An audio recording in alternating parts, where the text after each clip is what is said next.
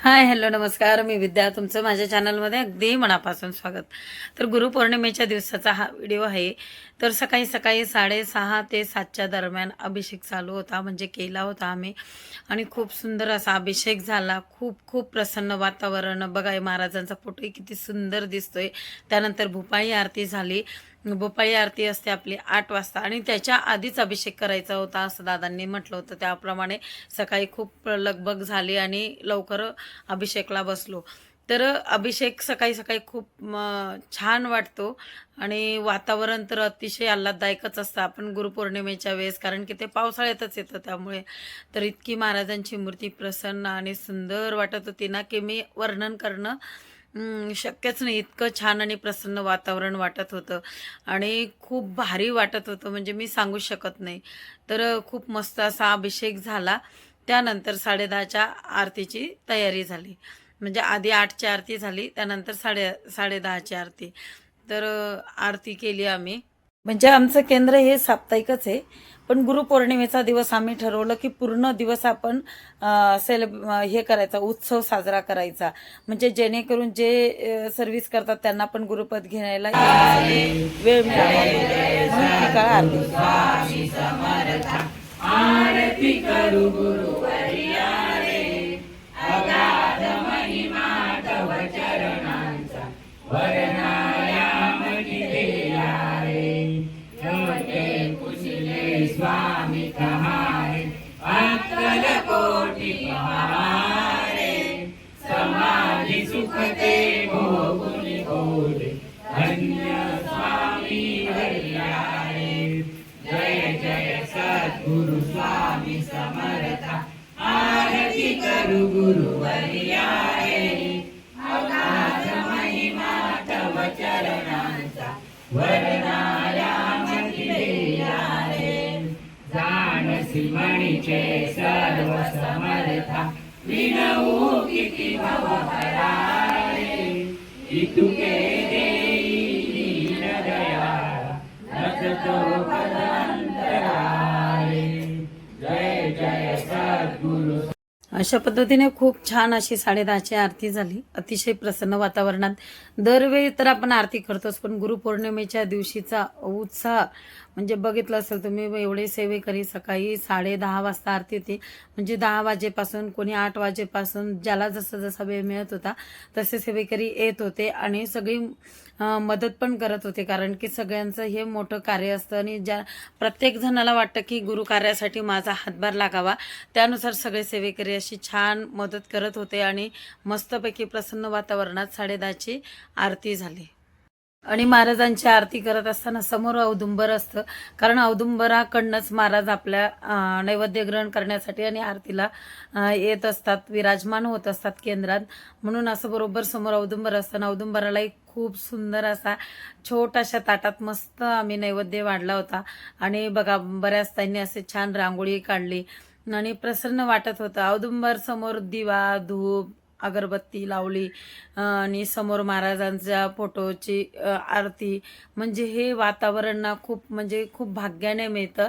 आणि जे कोणी तुमच्याजवळ कुठे केंद्र असेल महाराजांचा किंवा मठ असेल, आरतीला नक्की जात जा. आरतीची जी व्हायब्रेशन असतं ना, त्याच्यामुळे आपले बरेच प्रश्न सुटतात आणि खूप मनाला प्रसन्न वाटतं.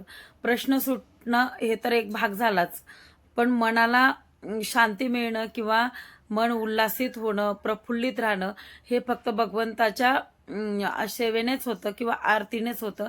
म्हणून की आपल्याला आपले तर कामं नेहमीचेच असतात, पण एक बघा महाराज किती प्रसन्न वाटत होते. पूजाच खूप छान झाली होती. आणि हे 2 नैवेद्य दिसत आहे ना, की तुम्हाला वाटेल महाराजांपुढे 2 नैवेद्य कसे. एक दत्त महाराजांचा असतो आणि एक स्वामींचा असतो आणि एक औदुंबराचा असतो.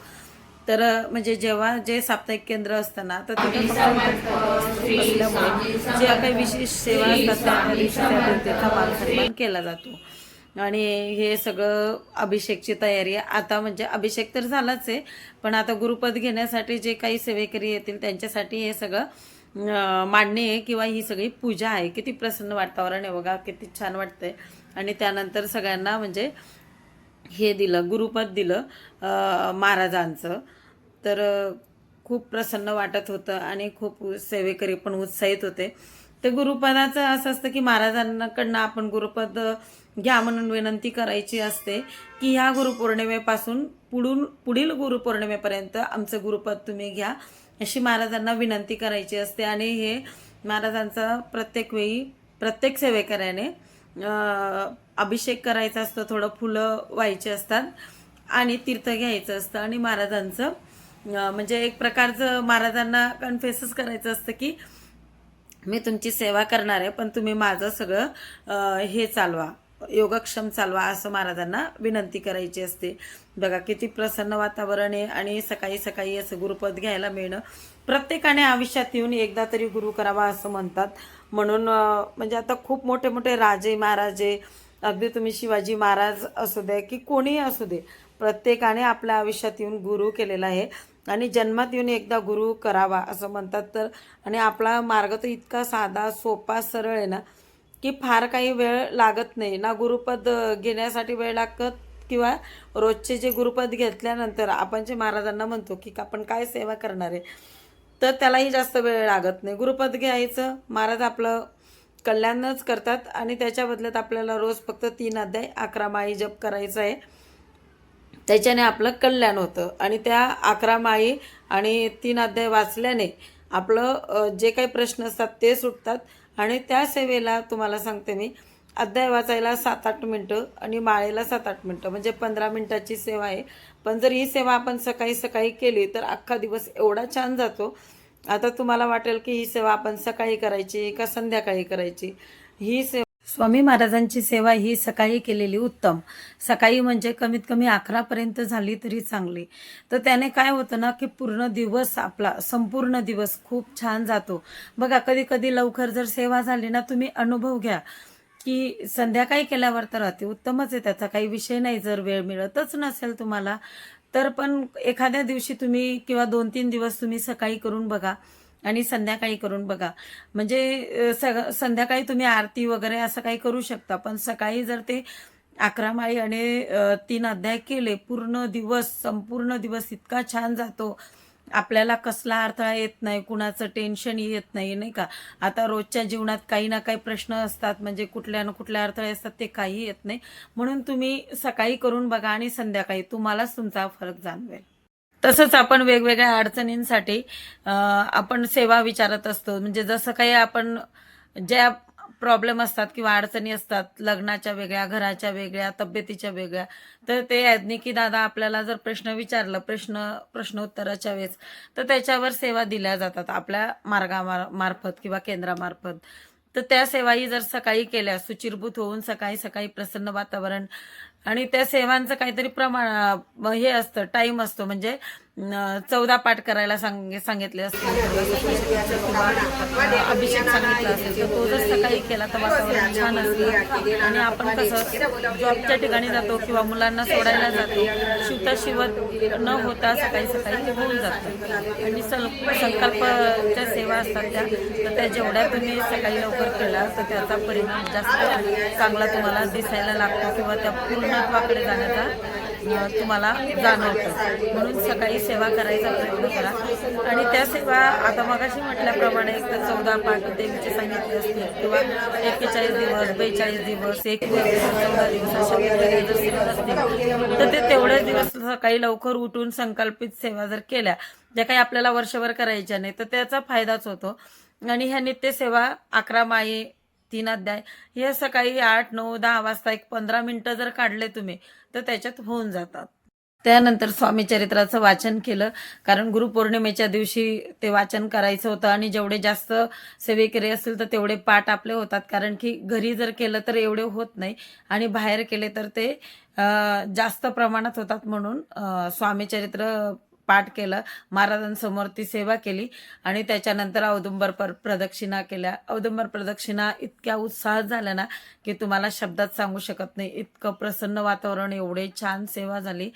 आणि मग त्याच्यानंतर संध्याकाळची 6 वाजेची आरती, असा तो त्या दिवसाचा दिनक्रम होता. अशा पद्धतीने आम्ही गुरुपौर्णिमा सण साजरा केला. खूप छान आनंदात आणि उत्साहात असा आमचा गुरुपौर्णिमेचा दिवस साजरा झाला. आणि असं म्हणतात की गुरुपौर्णिमेच्या दिवशी जर तुम्ही अशा पद्धतीने अत्यंत उत्साहात आम्ही गुरुपौर्णिमा साजरा केली. आणि असं म्हणतात गुरुपौर्णिमेच्या दिवशी 1000 पटीने गुरुतत्व पृथ्वीवर असतं. जर तुम्ही एक वेळा नामस्मरण केलं तर 1000 वेळा नामस्मरण करण्याचं फळ मिळतं. आणि जर तुम्ही एक माळ केली तर 1000 माळ केल्याचं पुण्य मिळतं. किंवा 1 रुपया दान केला की 1000 रुपये दान केल्याचं पुण्य मिळतं. म्हणून गुरुपौर्णिमेच्या दिवशी जास्तीत जास्त आपण प्रयत्न करायचा की खूप सेवा झाली पाहिजे. आणि गुरुचं पाठबळ जर मिळालं तर आपलं प्रत्येक काम कसं सक्सेस होतं. म्हणून बऱ्याच वेळा आपण म्हणतो ना पत्रिकेत गुरुचं पाठबळ नाही आहे, मग त्याच्यासाठी उपाय करा, ते करा. त्यापेक्षा वर्षातनं गुरुपौर्णिमेचा दिवस जरी तुम्ही अशा पद्धतीने साजरा केला तरी गुरुचं पाठबळ तुम्हाला मिळाल्याशिवाय राहणार नाही. तर अशा पद्धतीने गुरुपौर्णिमा साजरी केली. आजचा व्हिडिओ तुम्हाला कसा वाटला? आवडल्यास चॅनलला लाईक करा, शेअर करा आणि सबस्क्राईब करा. संपूर्ण व्हिडिओ बघितल्याबद्दल धन्यवाद. श्री स्वामी समर्थ. जय जय स्वामी समर्थ.